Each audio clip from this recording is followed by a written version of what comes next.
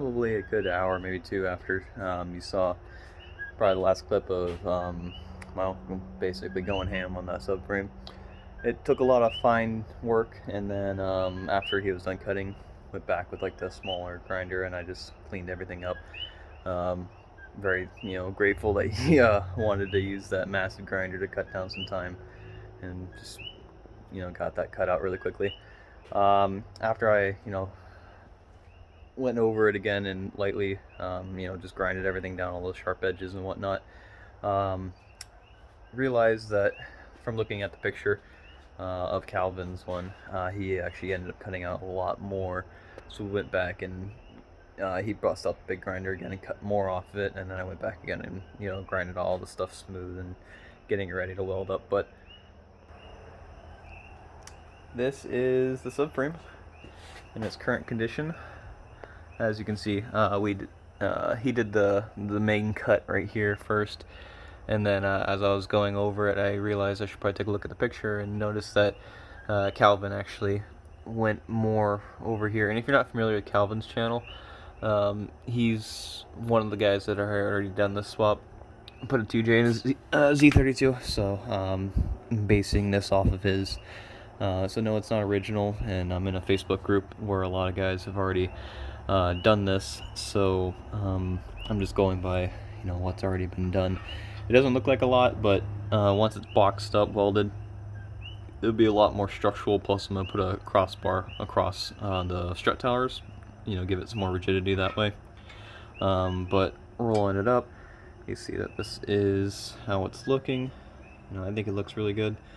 Especially once it gets welded up, it'll be nice and good.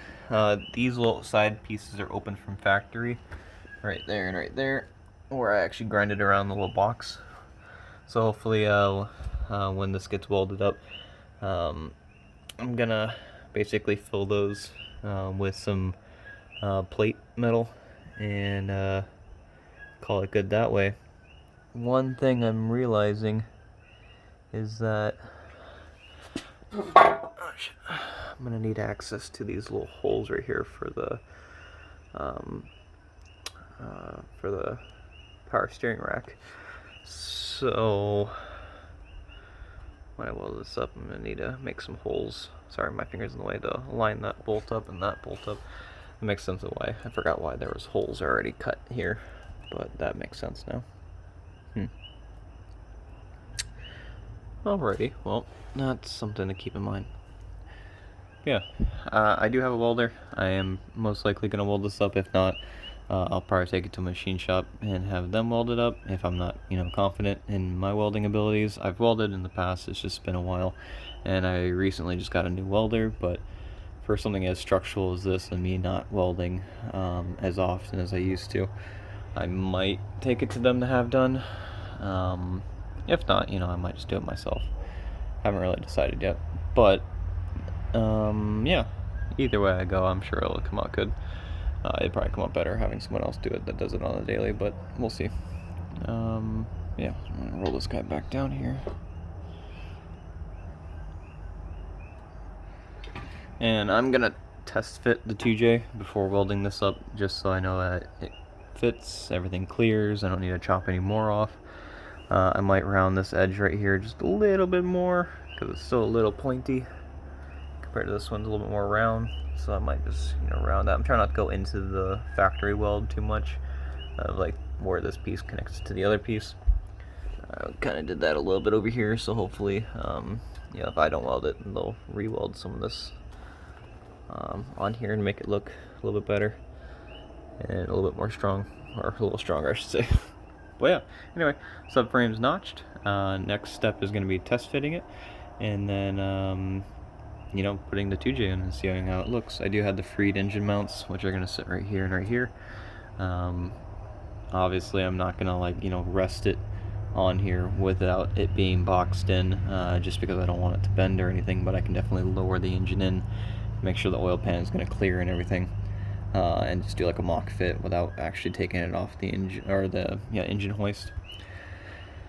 Yeah, anyway, pretty cool. Alright, so subframe's back in, steering rack is back in.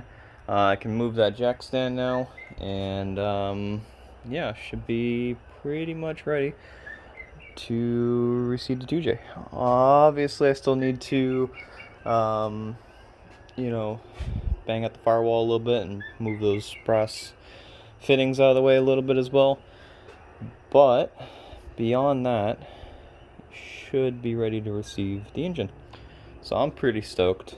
You might be asking at this point, where's the transmission? I have that 5-speed, but I'm not going to be using it because that requires a lot more modification than the CD009, which is the transmission I'm going to be getting.